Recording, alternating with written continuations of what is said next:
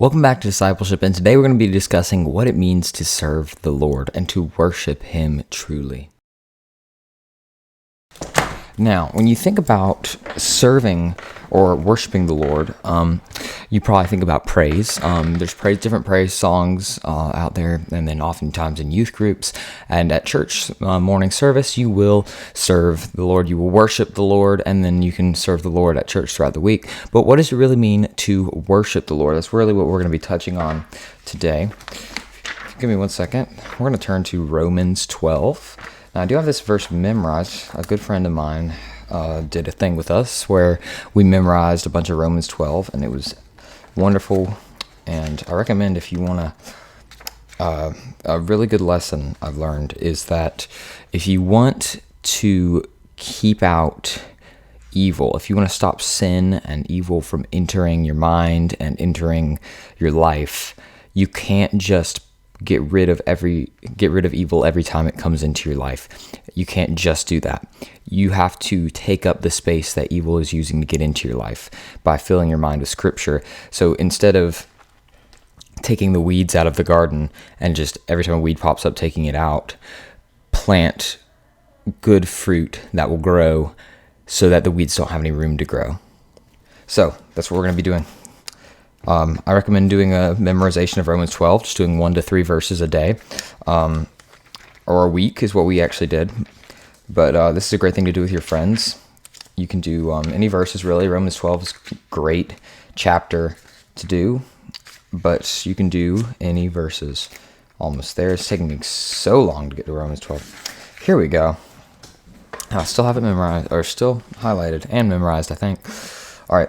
So here's the part. I'm looking at Romans 12, 1. I beseech you, therefore, brethren, by the mercies of God, that you present your bodies a living sacrifice, holy, acceptable to God, which is your reasonable service.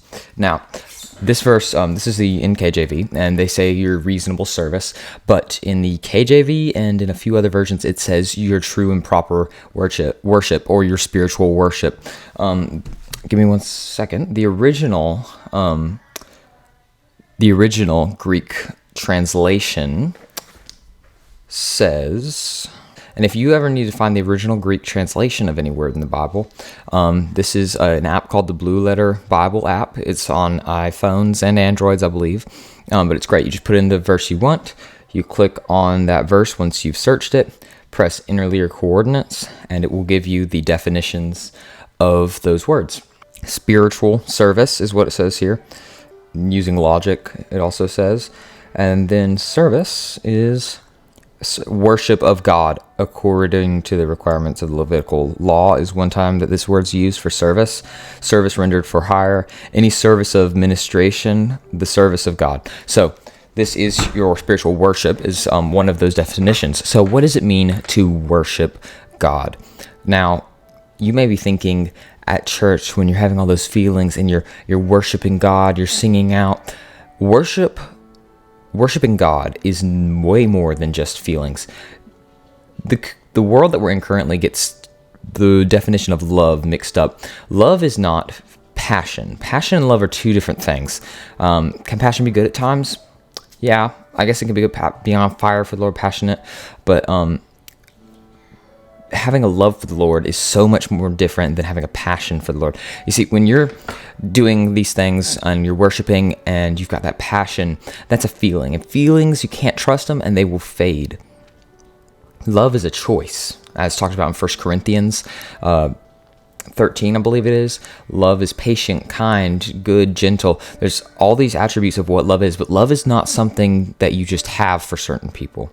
Love is a choice that you make on how to treat other people and how to treat the Lord and how to treat your life and different things in your life. So worshiping God is doing what He says to do. If you love me, you will keep my commandments, Jesus says. So when you follow God, keeping His commandments is how you show that you really love Him.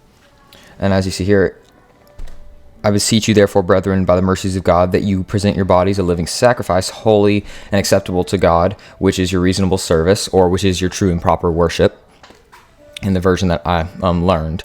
So your true worship is presenting your body as a living sacrifice to God. You are giving your whole life 100%. All of your time is built around the Lord. There is nothing else. Everything else is just add-ons.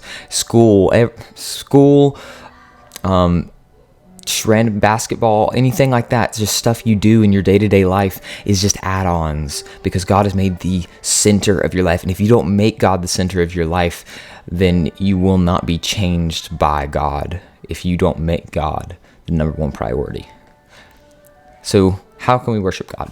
How can we truly worship God? You can worship him by keeping his commandments. Go into the world and preach the good news to every living creature, Jesus said. So the way you can worship God is by keeping his commandments, by witnessing, by loving one another, loving your neighbor. All these commandments that Jesus gave us are the ways that we are to worship him truly. So instead of singing just the praises and stuff, while this is amazing, this is great, don't let yourself get caught up in the passion more than the love of God.